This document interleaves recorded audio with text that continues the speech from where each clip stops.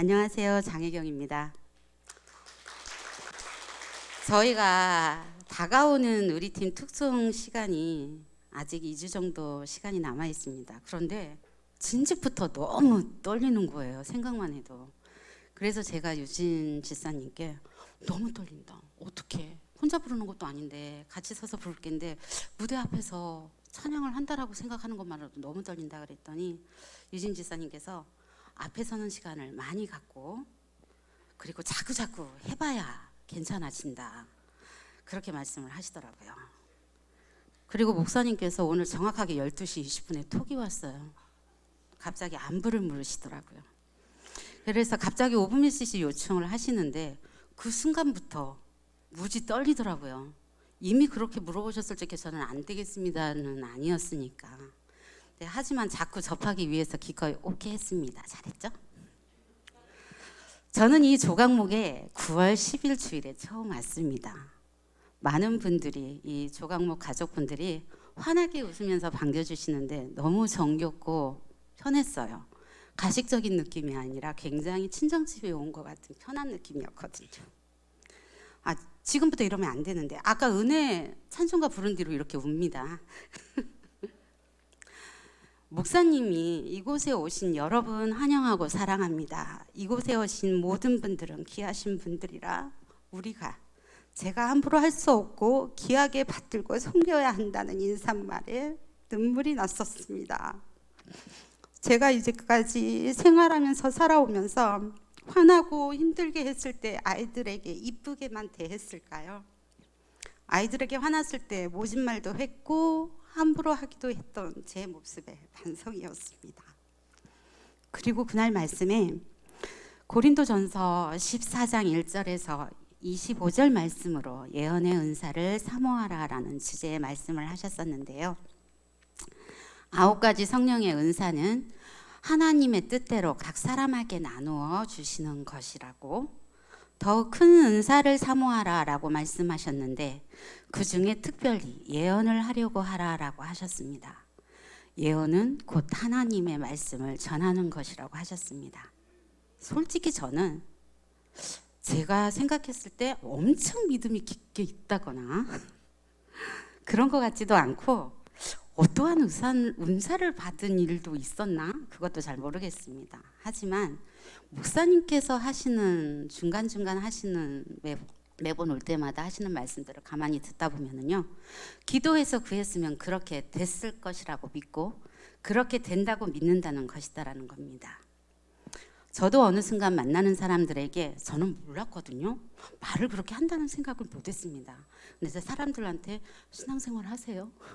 교회는 다녀보셨어요? 그리고 지인들한테 나 이제 교회 다니기 시작했어. 이제까지 한 7번 갔나 봐. 이런 식의 말을 작정하고서 할 수 있는 일은 아니더라고요. 스스럼 없이 그렇게 자연스럽게 나오는 저의 모습이 요즘이고요. 이렇게 작은 시작이 하나님의 말씀을 전하는 시작이라고 생각합니다. 요즘은 온전히 믿고 담대히 전할 수 있는 믿음을 저에게 풍성하게 주세요 하고 기도합니다. 제가 나오지 않았을 때 목사님의 설교를 찾아서 유튜브로 들었던 적이 있습니다. 거기에서 목사님이 기도드립니다가 과연 맞는 걸까요? 기도도 제대로 해야 합니다 라는 말씀을 들었습니다. 잘 모르지만 어느 순간 공감이 되기도 했는데요. 기도 드립니다는 내가 온전히 일방적으로 드리는 것, 그리고 우리가 기도할 때는 그것에 대한 응답을 받고자 갈구하는 것인데 기도하고 그 응답을 받아야 하지 않겠냐는 거죠. 그래서 기도합니다로 저도 기도합니다. 평신도 말씀 사역자들이 풍성했던 안디옥 교회를 건강한 교회라고 한 것처럼 저도 열심히 공부해서 알려줄 수 있는 사람이 되기를 기도합니다. 10월 13일 제가 처음으로 금요기도회에 참석했었는데요. 처음에 말씀해 주셨던 인사말에서 눈물 나게 했었던 목사님은 기본으로 딸려가는 거지만 솔직히 미애 선생님의 목소리로 직접 노래가 너무 듣고 싶었고요. 그리고 제가 조각목 식구가 되었으니 그래도 주일만 가는 게 아니라 교회 예배도 참석해야 되지 않나라는 생각이 깊어서 오기 시작했던 건데요.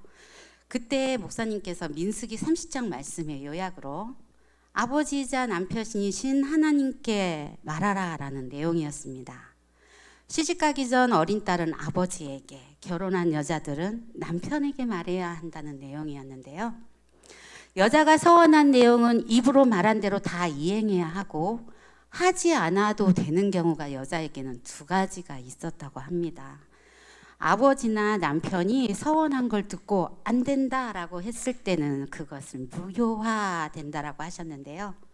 단 아버지나 남편이 안 된다고 했는데도 딸이나 혹은 부인이 혼자 그 일을 했다라고 하면 그 감당은 오로지 여자가 해야 한다라는 말씀이셨습니다.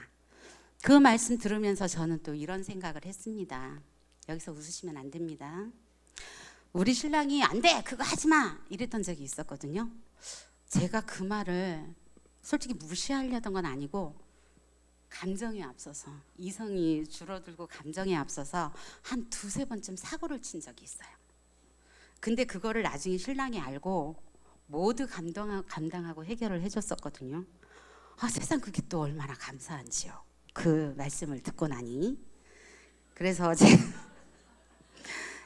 제가 일상 중에 살아가는 동안 좀 참는다고 참는데 정말 참을 수 없는 병적으로 힘든 부분이 하나가 있어요.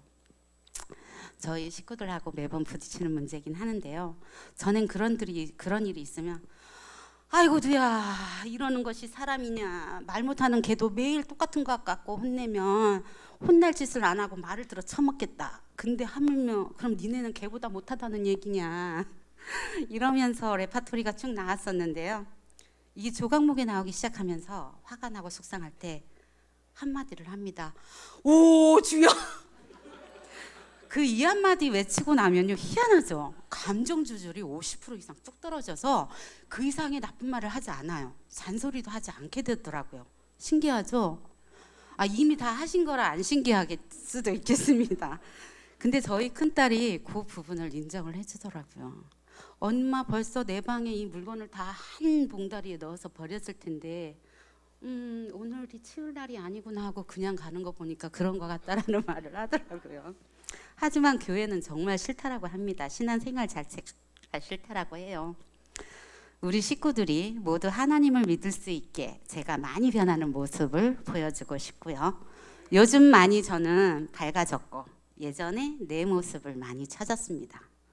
그리고 먹던 약도 안 먹습니다. 저에게 손 내밀어 주시고 이끌어 주시네 감사합니다.